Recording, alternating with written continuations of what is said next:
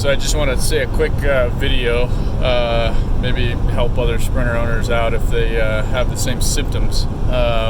This is a 2012 NC3V 3-liter V6 Sprinter, 2500, and recently it was only getting like 15 miles per gallon on the highway, and I knew it should get better than that, so I started looking into some stuff, and the DPF, seemed like it wasn't doing the best, but it didn't seem like it's clogged.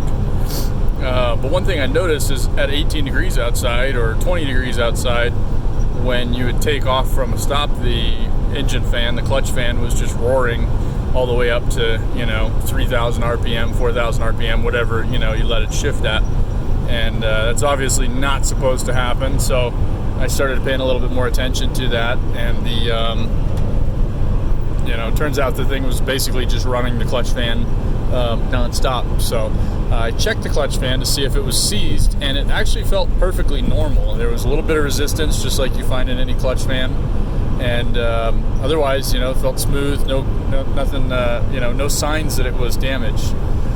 The only thing that I do think might have happened is that I believe they had the clutch fan out for some previous work, and one of the things with one of these viscous coupling clutch fans is if you set it down horizontally, not vertical, after it's been run, it will ruin the fan. It basically puts viscous fluid into the wrong areas inside the fan, and then when you put it back on the car, it acts like it's always engaged. So that's my only suspicion, because like I said, the fan was smooth, the bearing is smooth, everything was connected properly.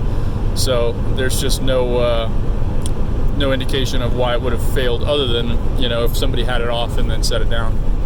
So I tried it with the electrical connector unplugged as well, just to make sure that it wasn't something to do with that, and it didn't have any effect. So put a new clutch fan in it, and my miles per gallon went from 14.4 on the last tank to 19.7 on this tank, and that was basically pinned on the governor at 81, 82 miles an hour for the entire tank of 387 miles.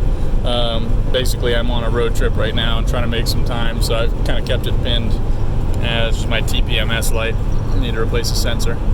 But anyway, so clutch fan makes a huge difference, especially when you're turning 3,000 RPMs on the highway.